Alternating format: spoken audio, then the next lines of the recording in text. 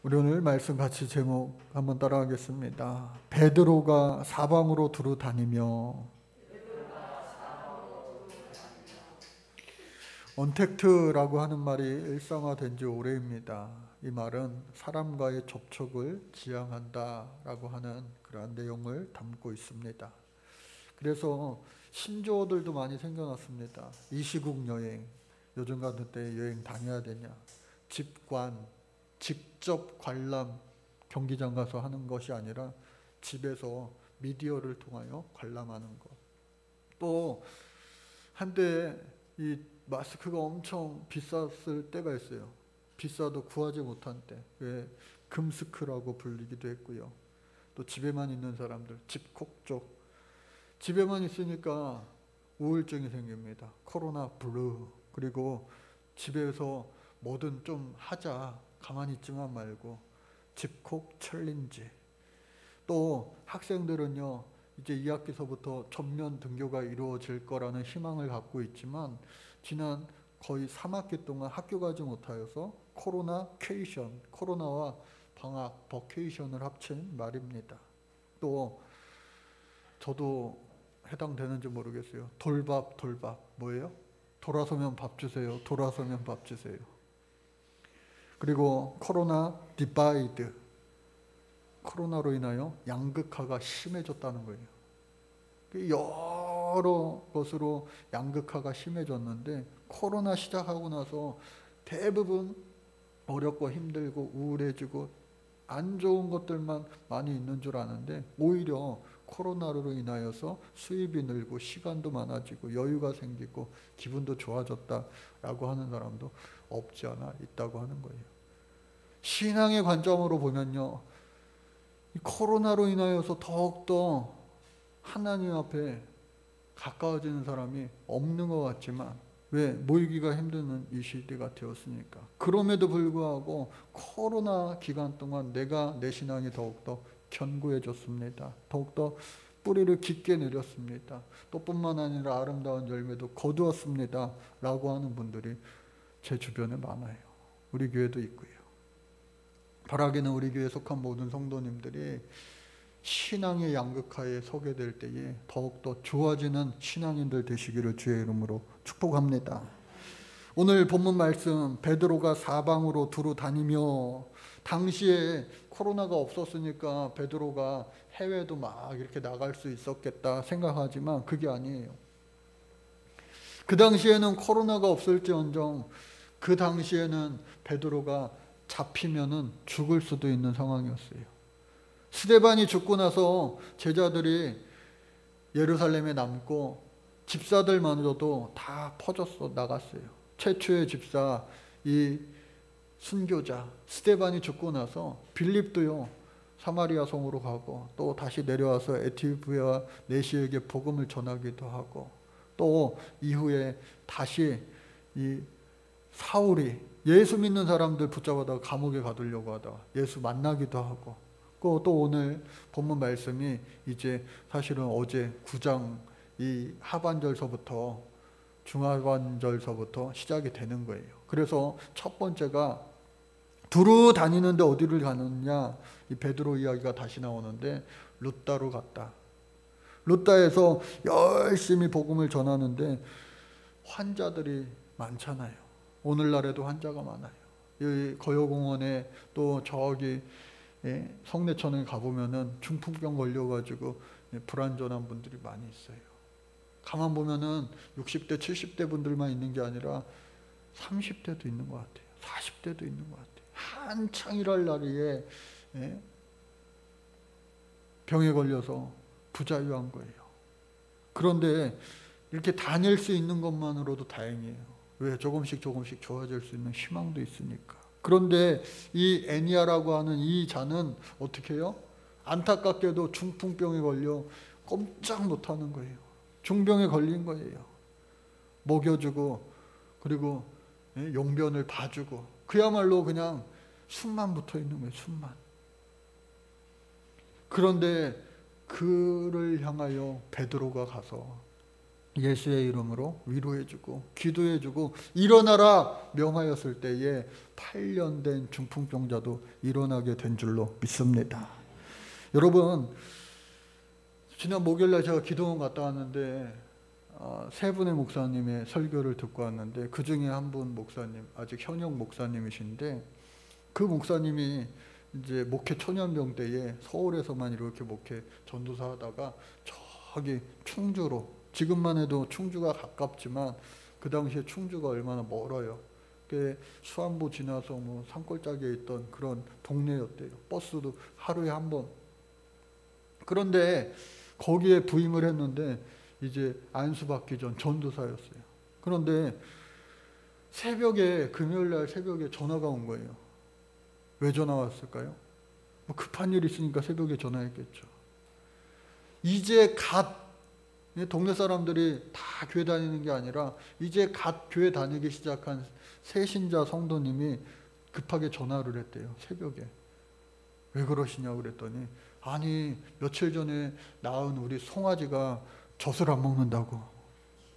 그래서 요 며칠 동안 동네 사람들 소 전문가들한테 다 베테랑들한테 다 이것저것 다 해봤는데 도저히 안 돼서 이거 전도사님한테 전화드렸다고. 마지막 남은 사람이 우리 동네에서 전도사님이라고. 근데 서울에서만 살던 사람이 가가지고 뭐 어떻게 하겠어요. 그런데 이제 뭐 우리는 본능적으로 알잖아요. 신방을 가면 어떻게 해요? 좋은 신방이 있는가 반면에 어려운 신방이 있어요. 그 어려운 신방일수록 어떻게 해요? 찬양하고 기도해야 되잖아요. 그럴 때는 어떤 찬양해야 돼요? 보혈 찬양. 보혈 찬양을 막 하면서 하는데 반응이 없대요. 안 되겠다 해가지고 그 외양간으로 들어가가지고 그 송아지, 갓 태어난 송아지, 야 배고플 텐데 좀 먹어라 하면서 안수하면서 기도하는데 얘가 그래도 어미 젖을 물질 않는데요. 그래 뭐 우유도 막 사갖고 와가지고 젖꼭지 있는 그 우유통 큰 거 있잖아요. 그걸로 해도 안 물고. 그런데 남의 속도 모르고 이 소는요, 지 새끼 건드니까 화가 나가지고 뿔 갖다 막 받으려고 그러고, 그래가지고 한쪽 눈은 뜨고 한쪽 눈은 소 눈치 보면서 막 안수를 뜨겁게 하고서 뭐 몇 시간을 다 했는데 새벽 기도회도 해야 되고 그러니까 거의 밤새면서 이제 돌아왔대요. 새벽 기도를 마치고 연락이 안 온대요.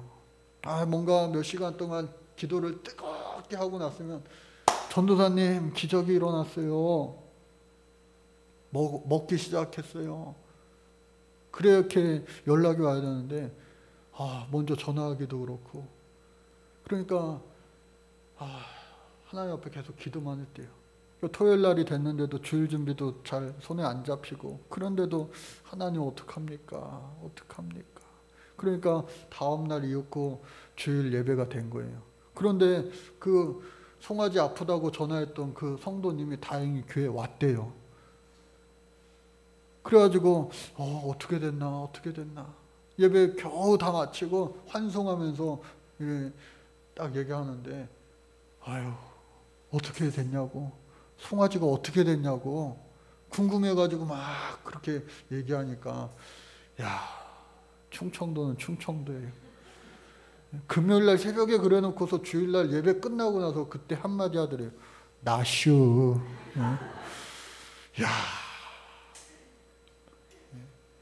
어미젖을 물었다는 거예요. 전도사님 다녀가고 나서.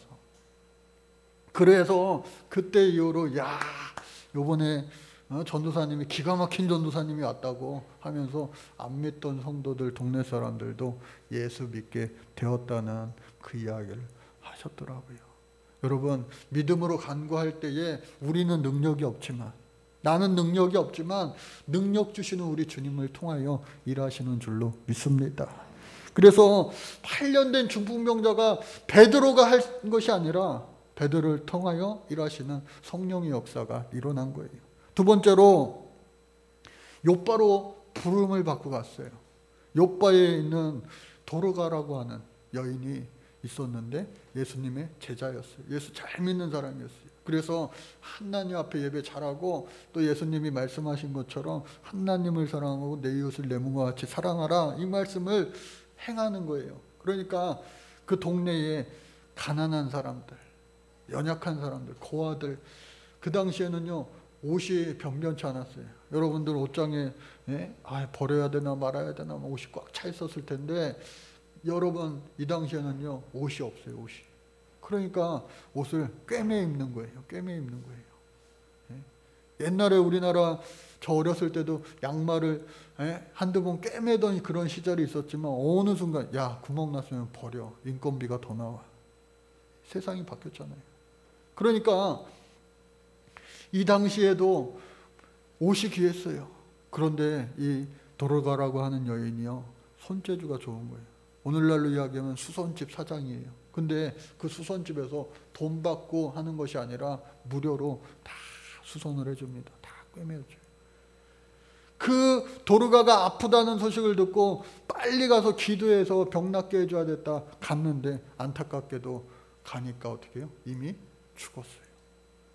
사람들이 무지 많이 와가지고요 막 울고 있는 거예요. 베드로가 도착하니까 그 울음이 막 폭발하는 거예요. 그러면서 나 이 옷 해줬다고, 자기 꼬매준 옷, 해준 옷 다 막 보여주는 거예요. 서로. 그래서 이 베드로가 알겠다고 사람을 물렸습니다. 그리고 그 성경에 보니까 도르가를 향하여가 아니라 그 시체를 향하여, 이미 죽은 거예요. 그 시체를 향하여 하나님 앞에 기도하는 거예요. 그리고 예수의 이름으로 선포합니다. 도르가야 일어나라 했을 때에 그 도르가가 살아나게 되었어요. 할렐루야.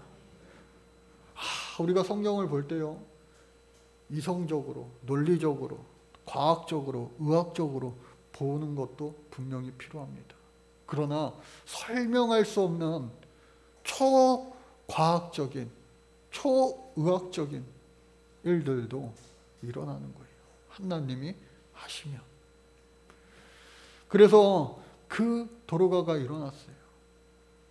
우리 교회에 한 4년 전에 다녀가셨던 박창현 교수님, 감리교 신학대학교 우리 교회에 오셔서 설교하셨어요. 신학교 교수님들은 다 목사, 동시에 목사 안수도 받습니다. 그래서 그분이 설교하셨는데, 저 서울에 후암동인가요? 저 옛날 서울대학교 있던 자리, 서울대학 병원이 있는데, 거기서 산동네에서 살다 보니까, 어렵게 살다 보니까 어렸을 때 죽을 고비를 2번인가 넘겼대요. 한 번은 신장 수술을 해야 되는, 맹장 수술을 해야 되는데, 이게 아프면 빨리 병원 가야 되는데 돈이 없으니까 병원을 못 가고 계속해서 참다가 약 먹다가 맹장이 터져가지고 그냥 크게 한 번 아팠었고, 또 한 번은 왜 그랬는지 몰라, 그 영향인지 몰라도 청소년 때, 중고등학교 때 얘가 죽어가지고요, 그냥 죽어가지고 병원에도 못 가고, 병원 가니까 해부용으로 하면은 병원비 안 받겠다 그래가지고 그냥 덜쳐입고 왔는데 죽은 거예요, 얘가. 그래서 장례식장도 갈 수 없고 병풍 뒤에다가 그 애를 눕혀놓은 거예요. 동네 사람들 와가지고 아이고 이 집 막둥이가 죽었으니 어떡하냐고 막 슬퍼하고 그러는데, 며칠 지나서, 하루 지나서인가 이틀 지나서 동네 야산에다 그냥 파묻기 뜨려고 하기 몇 시간 전에 갑자기 교수님이 어떻게 해요? 병풍 뒤에서 깨어나가지고 동네 사람들한테 가면서 자기 식구들 찾으면서 뭐라 그랬어요? 엄마 나 배고파 밥 줘. 그러니까 동네 사람들이 깜짝 놀라서 기법하면서 다 도망갔대요. 가족들만 남고. 그래 하나님이 그 교수님을 살려주신 거예요. 지금 이제 60이 넘으셨는데 하나님이 그 교수님, 그 목사님을 살려주셔서 주의 길을 걷게 하시잖아요. 사명 있으면요 하나님이 살려주시는구나 하는 것을 오늘 이 시대에도요 우리는 볼 수가 있는 거예요. 사명 감당 잘 하면서 살 수 있는 저와 여러분들 다 되시기를 바랍니다. 그런데 제가 생각을 해봤어요. 도르가 입장에서는 과연 행복했을까? 베드로도 기도했으니까 살리고 싶은 마음이 간절해서 왜 이렇게 많은 사람들이 슬퍼하고 우니까. 그리고 도르가가 살아있어야지 앞으로 더 바느질도 많이 해주고 도와줄 사람들이 많이 있으니까. 그랬는데 그 도르가가 살아났는데, 그 도르가 본인 입장에서는 그게 과연 행복했을까? 어저께 제가 그 생각이 설교 준비하면서 문득 들더라고요. 왜? 이 세상에 아무리 좋은 것들이 많고 많다 할지라도 우리가 천국에 가면은 더 좋을 텐데. 할렐루야. 여러분, 이 세상 사는 거 즐거우세요? 행복하세요? 예? 이한이가 눈치를 보네, 이렇게 사람들. 이 세상 살아가는 게 항상 좋기만 하냐고요. 안타깝게도 우리나라는 OECD 국가 중에 자살률 1위입니다. 1위. 하루에도 몇 명씩 죽어나가는지 몰라요. 스스로. 이러한 세상 가운데 스스로 목숨을 끊은 것도 아니고 병들어서 하나님이 이제 부르셔서 천국에 딱 가가지고 도르가가 하나님을 믿는 신실한 자였고 예수님의 말씀대로 이웃을 내 몸과 같이 사랑하는 자였는데 이 자가 여러분 지옥 갔겠냐고요. 당연히 천국 갔겠지. 그 천국에 가는 순간 예수님이 안아주시면서 상급 주시고 막 천국의 삶이 시작하려고 그러는 그때에 갑자기 베드로가 기도해가지고 예수님 얘 좀 다시 좀 불러주세요. 다시 오게 해주세요. 도르가 입장에서는요, 가만히 제가 생각해 보니까 좀 억울했을 수도 있을 것 같아요. 왜? 그만큼 천국이 좋다는 것을 제가 역설을 드리는 겁니다. 그 좋은 천국에 갈 때까지 그 좋은 천국에 갈 수 있도록 살아야 되는 것이 우리의 이 땅에서의 사명이에요. 그래서 이 여인을 살려주셨어요. 로마서 12장 10절 11절 말씀에 보니까 형제를 사랑하여 서로 우애하고 존경하기를 서로 먼저 하며 부지런하여 게으르지 말고 열심을 품고 주를 섬기라 말씀하고 있습니다. 여러분, 우리의 인생이 짧아요. 지금 인생의 단계가 어디에 가 있든지 간에 열심히 최선을 다하여 하나님 사랑, 이웃 사랑을 실천하며 살아갈 수 있는 주인공 되시기를 바랍니다. 그 여기서 이렇게 놀라운 일을 행하였는데 이제 여기서 며칠 더 지냅니다. 무두장이, 시몬이라고 하는 무두장이 집에서 지내는데 하나님 앞에 매일 정해진 시간에 지붕으로 올라가서 기도하는 거예요. 우리나라 시간으로 낮 12시에 정오에 올라가서 하나님 앞에 기도하는데 환상을 보여주십니다. 3번씩이나 똑같은 환상 보여주시는 거예요. 넓은 보자기에 내 귀퉁이가 있고 먹을 것을 먹으래요. 뭐 기는 것도 있고 네 발 달린 짐승도 있고. 예, 베드로가 아유 못 먹어요 하나님. 하나님은 먹으라고 하는데 자기는 못 먹겠다는 거예요. 왜? 신명기와 레위기에 부정하다, 속되다라고 하는 음식을 구별해 놨기 때문에. 근데 그러한 짐승들도 있었던 거예요. 못 먹습니다. 내가 괜찮다는데 너는 왜 못 먹겠다고 하느냐. 성경이 내 말씀인데 내 말 들어. 이 환상이 뭘까 궁금했는데 이 고넬료라고 하는 가이사라의 로마 총독부가 있던 당시 팔레스타인의 최대 도시, 그곳의 백부장, 로마의 백부장 이 고넬료라고 하는 사람도 환상을 본 거예요. 저기 옆바에 그 시몬 무두장의 집에 베드로라고 하는 사람이 있으니 그 사람을 모셔와가지고 그 사람이 무슨 말을 하든지 그 말대로 해라. 왜? 당시에 이 고넬료는요 경건한 사람, 하나님을 믿는 사람이었어요. 비록 할례를 받지 못한 이방인이었지만 하나님을 믿는 사람이었는데 똑같이 동시에 이름까지 말씀해 주시면서 환상을 보게 하신 거예요. 사람을 보내어서 베드로를 청합니다. 베드로도 갑니다. 그 환상 가운데 아름다운 만남 가운데 절하는 거예요. 보자마자 일어나라고. 하나님의 사람, 나도 똑같은 사람이다. 그러나 당시에 이방인들을 만나는 것은 정말로 당시에 유대인의 법에 위법하는 행위였어요. 더더군다나 당시에 예수 믿는 사람들을 붙잡아다가 죽일 수 있는 그 대제사장이, 유대인의 권력자들이 그 백부장과 짜고서 이 베드로를 죽일 수도 있었던 거 아니겠어요? 그럼에도 불구하고 하나님께서 명하시니 간 거예요. 왜? 환상 중에 거하신 하나님의 말씀에 순종하여서. 그때에 복음을 전하고 예수님을 전하고 부활하신 예수님을 전하니까 영접합니다. 그리고 그들도 회개하고 영접하니까 성령 받아서, 당시에 성령의 증거 뭐예요? 방언을 말하는 거예요. 그러니까 이 방언 받은 자들에게 비록 이방인이지만 세례를 줘도 된다? 안 된다? 줘도 된다.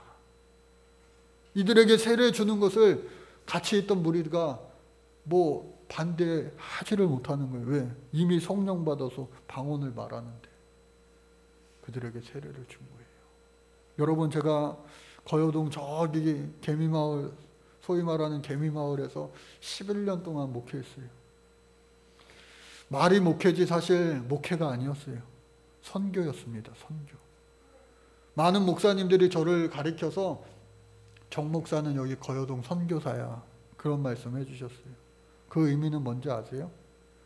선교사와 목회자의 차이가 뭔지 아시냐고요. 목회자는요, 교인들이 있어서 목양을 하는 게 목회자예요. 그런데 저곳에 있을 때는 교회 안에 있는 교인들을 목양하는 것도 후에는 물론 있었지만 처음에는요, 교인들이 없으니까 29살 총각 전도사로 교회 개척해가지고 아무도 없으니까 선교사예요. 선교사. 전도하고 맨날. 처음 교회로 왔을 때에 야, 뭐 이런 동네가 다 있나. 기가 막힌 정말 옛날 드라마 서울의 달 세트장 같은 그런 동네였어요. 그런데 그것을 이렇게 지나다가 야, 여기 배고픈 분들 많이 있겠다. 내가 음식은 못하니까 라면이나 좀 끓여가지고 무료로 이렇게 섬기고 대접하면서 라면 전도하면 좋겠다 하는 생각을 그냥 무심코 했어요. 그런데 시간이 좀 지나서 이제 샌드위치 판을 덮은 그 예배실, 조그만한 예배실, 그 옆에 제가 새벽 기도회도 하고 여기 거처가 있어야 되니까 거기는 보일러도 안 들어오고, 그래서 한 10평 남짓한 식당을 하나 추가로 구했어요. 거기서 이제 교회 아이들이 와서 많이 놀고 했는데, 어느 날 거기서 저녁 시간에 제가 쉬고 있는데 밖에서 막 소란스러운 거예요. 시끄러운 거예요. 그 바로 옆에 조그만한 청소년 독서실이 있었어요. 평상시에는 입장료가 300원인가 500원인가 그랬던 것 같아요. 아주 싼 가격이어가지고 사람들이 별로 없어요. 가끔 저도 이용하긴 했는데 1층에는 여자, 2층에는 남자. 휴게실이 없어요. 제대로 된 휴게실이. 근데 시험 기간만 되면은요, 막 도서관마다 중고생 애들이 많이 있으니까 고등학교 애들이 거기 와서 막 공부하는 거예요. 막 10명, 20명 와가지고 막. 근데 얘네들 배고프니까 중간에 컵라면 먹는데 그 앞에다 먹고 막 버리고 막 그러는데, 때마침 그날 저녁에 막 바깥에서 애들이랑 뭐 술 취한 아저씨랑 막 싸우는 소리가 들리는 거예요. 나가서 말려야 되나 어떻게 해야 되나 막 그랬는데 어느 순간 갑자기 쨍그랑 소리가 나는 거예요. 유리창 깨지는 소리가 아주 가깝게. 우리 유리창은 아닌 것 같은데 딱 나가봤더니요, 그 앞에 세워뒀던 제 차 앞유리창이 깨져버린 거예요. 그러니까 이쪽 도서관에 있던 아이들이 나와가지고 컵라면 먹고 하니까 저쪽에 술 취한 아저씨가 뭐 시끄럽다고 그랬는지 왜 먹고 안 치웠냐고 그랬는지, 그러니까 요즘 애들이 뭐 또 술 취한 아저씨가 막 인사불성돼서 그러니까 죄송합니다 그렇게 하나요? 던진다 던져보세요. 왜 내 차에다 던져. 앞유리창이 깨졌어요. 바로 옆에 파출소가 있었습니다. 바로 경찰들이 와가지고요, 빨리 좀 오지. 와가지고 학생들은 뭐 몇 마디 하더니 야 빨리 니네 저기 도서관 올라가서 공부해. 애들 다 올려보내더라고요. 그 술 취한 아저씨가 제 차가 깨져 있으니까, 그리고 그 소주병이 깨져 있으니까, 앞유리창이 깨져 있으니까 같이 가셔야 된다고. 그 술 취한 아저씨 데리고 저도 피해자 조서 꾸며야 되는데 저도 경찰서로 가야 된대요. 안 가면 안 되냐니까 같이 가셔야 된대요. 갑자기 또 경찰서로 갔어요. 저도 파출소 안 되고 경찰서로 송파경찰서 와가지고 조서를 꾸미는데 이 아저씨가 술이 들깨가지고요 막 와가지고 아이 맘대로 해 맘대로 해 맘대로 해. 아니 미안하단 말을 저한테 좀 해줘야 되는 거 아니에요? 제 차 유리창 깨놨으면 미안하단 말도 안 하고 맘대로 맘대로 맘대로. 아 정말 맘대로 하고 싶더라고요. 근데 거기는 저의 선교지예요. 저는 말만 목사, 전도사, 말만 목회자지 사실은 해외에 나가 있는 선교사랑 똑같은 거예요. 거여동 땅에 그 개미마을에 아무도 없는 모르는 곳에 홀로 와 있어서 복음 전하는 선교사예요.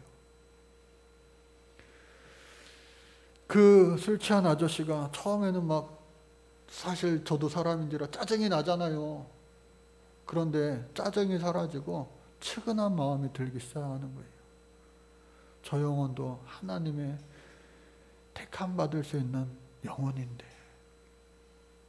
결국은 조서를 쓰는데 경찰이 처벌 원하세요?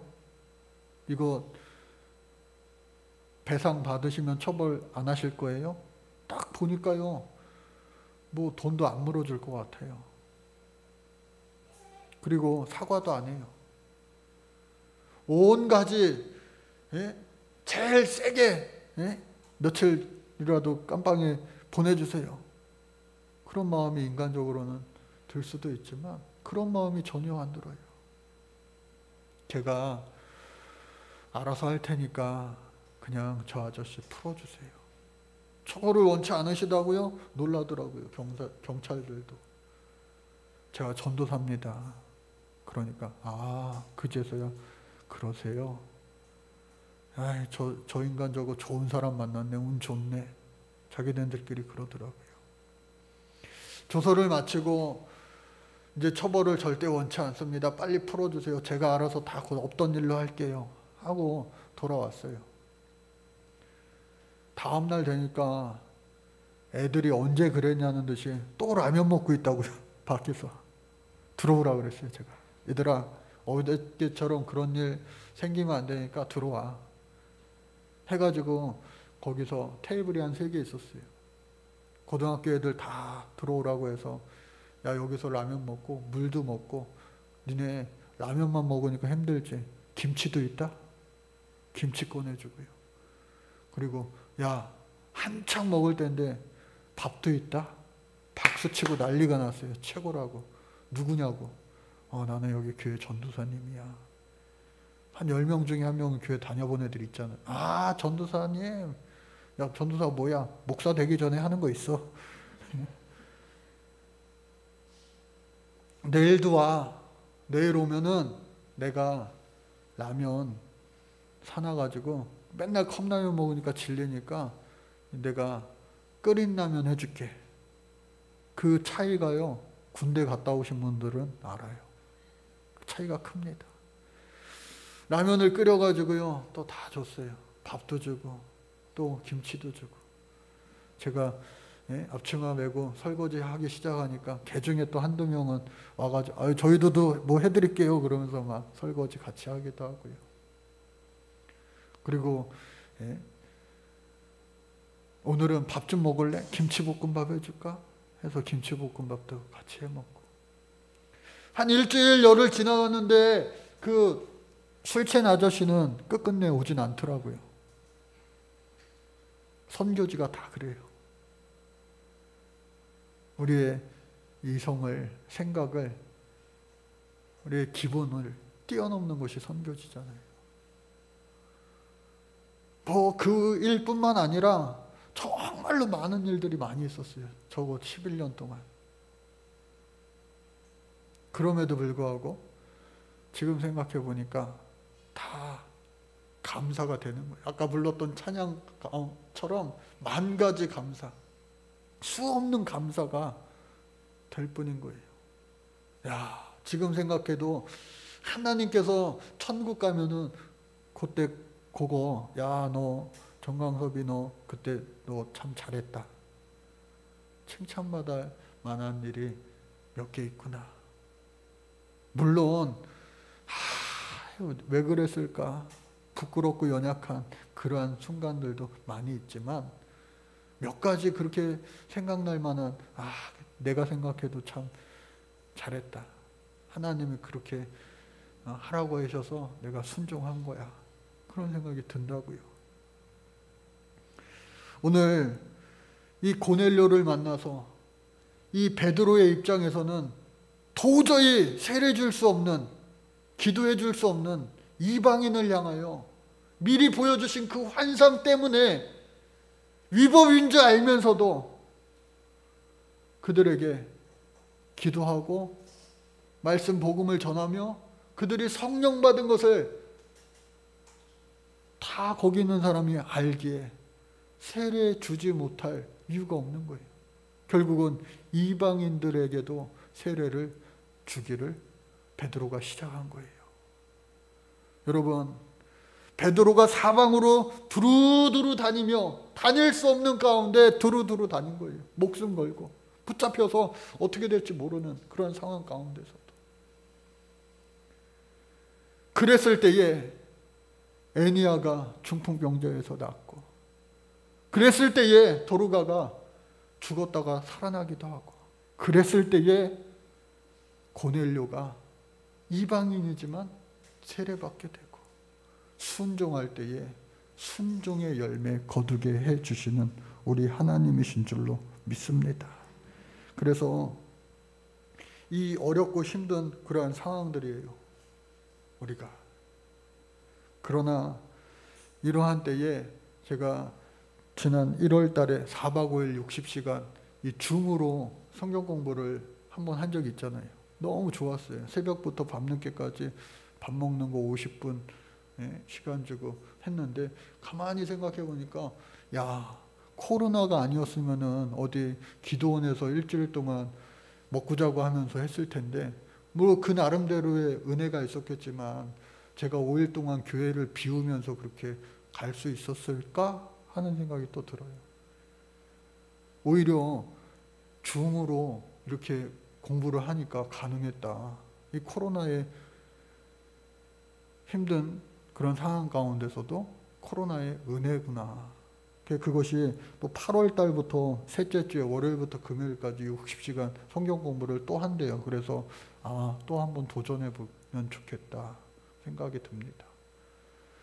오늘 이 시대에 베드로가 사방으로 두루 다닌 것처럼 우리가 막 예전처럼 활발하게 두루두루 다니면서 해외 선교도 가고 지방 선교도 가고 할 수는 없지만, 그럼에도 불구하고 하나님의 지혜, 성령의 지혜를 구하여서 지금 이 시대 가운데 내가 할 수 있는 순종을, 열매를 거둘 수 있는 것이 무엇일까? 기도하시면서 하나님 응답 주시는 대로 여러분들 지금 이 상황 가운데서도 열매로 하나님 앞에 영광 올려드릴 수 있는, 간증할 수 있는 저와 여러분들, 우리 교회 여러분들의 가정이 되어줄 수 있기를 간절히 주의 이름으로 축복합니다. 하나님 감사합니다.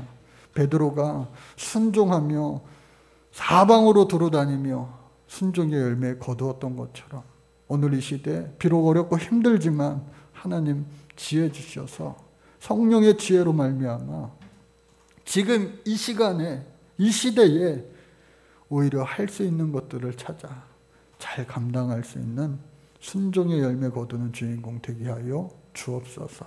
예수님의 이름으로 기도드립니다. 아멘.